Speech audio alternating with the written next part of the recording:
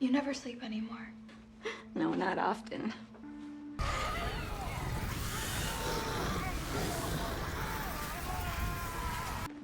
It's because you're scared of me.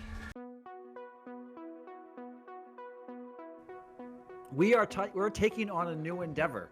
We are going after the new series of DC's Titans, which started in 2019. They're actually in the middle of season 4 as we speak. Right. There's 2 episodes left. But so we've talking a little bit offline. You are already a couple episodes in. I've only watched 1 episode, but as of right now, what are your thoughts so far? I think this is fantastic. Now, here, bear in mind, I was the one who was really, really excited about moving away from Disney. So maybe that has a lot to do with how I'm feeling about the show. That it's not Disney, it's not inside that bubble, it's not Marvel, it's not Star Wars. So maybe there's a little bit of that going on. Other than that, I think this show is fantastic. Now, like you said, I'm further in you are. The more things move forward with a lot of these characters, the more and more I like it. With one caveat that isn't a spoiler. I'm not giving anything away. I don't know if it happens later in the series, and I don't want to know. But as of right now, the show is supposed to be focused on the Titans. The show is supposed to be primarily focused on Robin.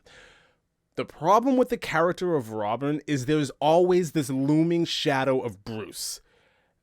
And it doesn't bother me, but it's like, so Robin will do a thing and it's like, oh, I wonder where he learned that. Or he has some fancy gadgets. Oh, I wonder where he got those from. He's literally, and I don't know if you find this out in the first episode, I forget, but he's literally driving around in a Porsche. I wonder where he got that car from. It's just little things like that. How is he paying for all of these things that he's doing? It's almost like the credit card in his wallet says Wayne. Like that's kind of the feeling I get anytime I talk about or reference Robin, and it's really apparent on this show. I don't know if they introduce a Bruce character here. I don't want to know. I don't want there to be one. I kind of want this character to go off and do his own thing, kind of like he's doing, and you get a feel for in the first episode, and as the story goes on, it becomes more so. But that's my only complaint. And if I'm saying that, that's really good. I love the show. I love the story that they're telling. I think it's fantastic. No, I watched the first episode so far, and I've watched it twice, once just for fun and once for the notes. And I mean, they obviously in the first episode they heavily allude to Bruce because he's in Detroit. I love the fact that it doesn't take place in Gotham City. Yes, that's fantastic. Yes, they reference Gotham City, which I'm fine with because it's in the same universe. Right. But like he has. In episode 1, he has an issue with having a partner.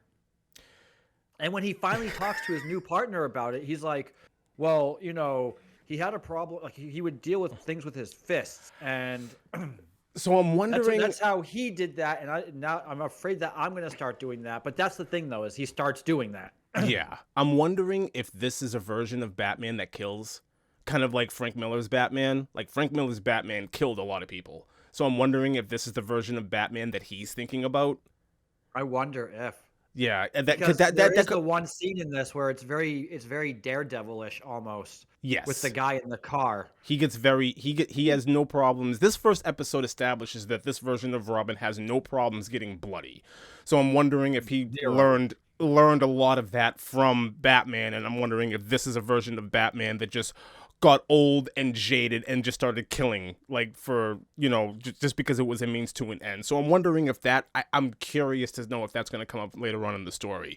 Because regardless of how you feel about Batman, Frank Miller's version was very, very violent, and I loved it, but it would be really interesting if they brought that here. And it would make sense because it's HBO, so.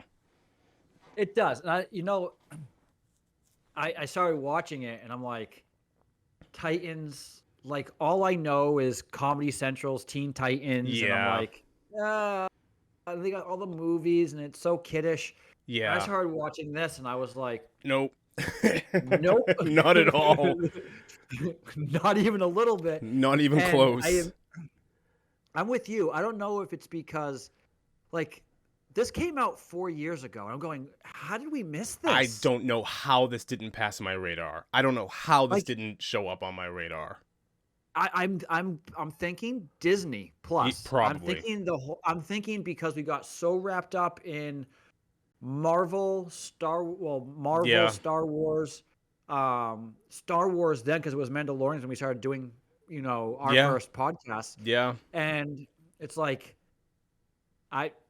this so far, the one episode I've watched is better than 90% of Marvel and Star Wars that I've watched on their shows. Agreed. I think I 100% agree with you. I think because 4 years ago it would have been around the time that Lee and I first started doing this, and he was pushing Disney a lot. So I'm wondering if that was just like I was blinded by everything else that was going on.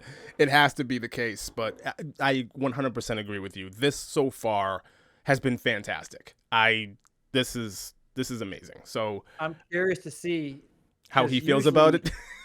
Well, he already watched the first 3 episodes and he was like, "Yeah, it's DC Yeah. doing DC." I'm Yeah. like, "Really?"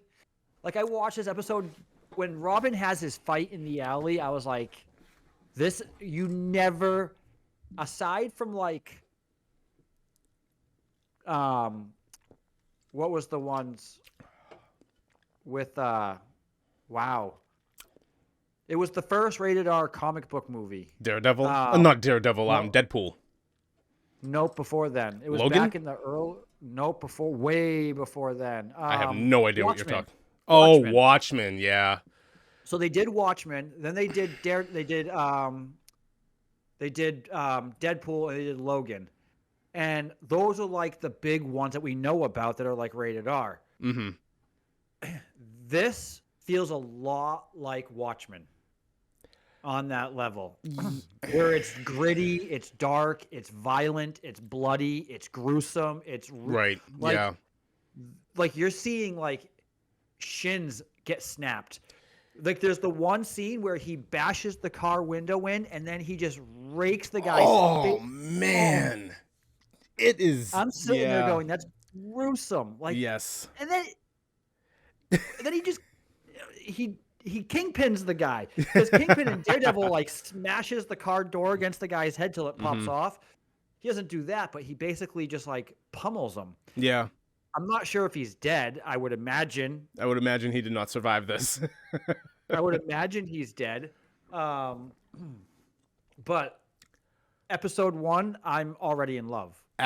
Yeah, definitely. This is already in love. I'm on the verge of like, even aside from like Ahsoka Tano, if anything else comes out, You know what? Let's do this over that. I was thinking about how we're gonna do this. I don't think you and I are gonna have any luck convincing Lee to like ditch some Disney things that are gonna be coming in the future. But here's what I'm thinking: the next time we have a significant lull in between shows, we can just shoehorn the second season of this right in. I'm all for that. I am 100% all for that because this is fantastic. This is amazing. I cannot believe this passed my radar, but I'm glad that I'm watching it now. I'm really glad that you recommended it because I would have never watched this otherwise. So thank you very much for that. I started watching it for like 20 minutes, like, I don't know, a year ago. And I was like, this is Titans. It's going to be stupid. Like, this is Teen Titans. This is not Teen Titans. This is not Teen Titans at all. There's a reason why it's called Titans and not Teen Titans. It's incredible, though. I will say this, to kind of jump back to Disney for a second. I hate doing this. Did you get the video I sent you guys? The video you sent us. The YouTube video? No, I don't think so. So, it was like yesterday or something like that. Today is the 29th of April. Oh, was it about the reset, the Star Wars reset? Yeah, Jon Favreau basically apologized for season 3 of Mandalorian. Yeah. Oh, baby. He apologizes for season 3. Basically, we're going to reset with season 4 and with it sounds like Ahsoka Tano is gonna be rough in season 1, but he's gonna do the continued reboot in season 2. Okay. So I'm like, because he's like, oh yeah, season 4 of Mandalorian and season 2 of Ahsoka Tano. I'm like, season 2? What did I say? During our finale, I said eventually there is going to be something that resembles time travel. And I sent out the lyrics to Back in Time. I figured Lee was going to hit me back. Because we used to do that all the time. We used to send lyrics like that back and forth to one another in text. So I was like, so take me away, I don't mind. I figured he was gonna respond, but he didn't. The jerk. Whatever. The jerk. The funniest thing is who was it that was helping write or direct? It was a writer that was helping write the show. That they're like, we're not having her help ever again. I have no idea who you're talking. I didn't look into it. I didn't care that much, to be honest. Neither did I. But they said that they're never gonna have her. They're not gonna have her help. He said that Jon Favreau and Filoni are going to be the only two with their hands on it moving forward. Okay, I guess so. I still think it's a mistake. I think it's a mistake to just have them two, because they're taking way too much on their plate. You started to see glimpses of that in the second season of Mandalorian. You saw a little bit of that when it came to Obi-Wan. You saw a lot of that when you got in Book of Boba Fett. In Book of Boba Fett as well. Like, you saw a lot of that, and I just think it would be better if they were like, okay, you don't have to, if you brought somebody in to help you write and it didn't turn out well and you want to let her go, that's perfectly fine. But you should still shop around for competent writers to kind of, ease a lot of what's already on your plate. Like, it's right. Come on. Yeah, and the fact that he's taking on Jon Favreau is trying to do with the Star Wars universe what Kevin Feige did with the MCU. Yeah. But you saw Kevin Feige is starting to get like, like, yeah, like you've lost it. We will see what happens. But can we please get into DC? I am tired of talking about Disney. Did you ever think that you would ever say, let's stop talking about Marvel and Star Wars and talk about DC? I wanted to like a year ago, and Lee was like, no, we gotta keep going with this. And you realize we're gonna have to fit in Penguin somewhere. That comes out next year, 2024. But at some point, Penguin's getting stuffed in there. Of course it is. I cannot wait. We're doing Penguin. Even if we gotta drag Lee kicking and screaming to do Penguin, we're doing Penguin. But if they have if they have Batman, if they have Joker 1 and 2, if they have Penguin, if they stick this somehow in this universe, it'd be awesome. It would be fantastic. DC would be on top again. So they brought in, I think DC, and I'm not 100% on this. I think DC brought in James Gunn, the writer director. He was the person behind the first 2 Guardians movies. Okay. So DC has brought him in, and they're making him the guy. So if they want to do that, and if he wants to fudge with a timeline a little bit, age up Batman, age down Joker a little bit to make that fit, I am fine with that. Do whatever you want to do. Mess with the timeline all you want to. Even Joaquin Phoenix's Joker, he could be 50, 60 years old. That's what I mean. Still be fine. That's what I mean. He would still be fine. That's exactly what I mean when I say if you want to fudge the timeline and you're going to make somebody younger or older to make that fit, I'm okay with it. I'm more than okay with it.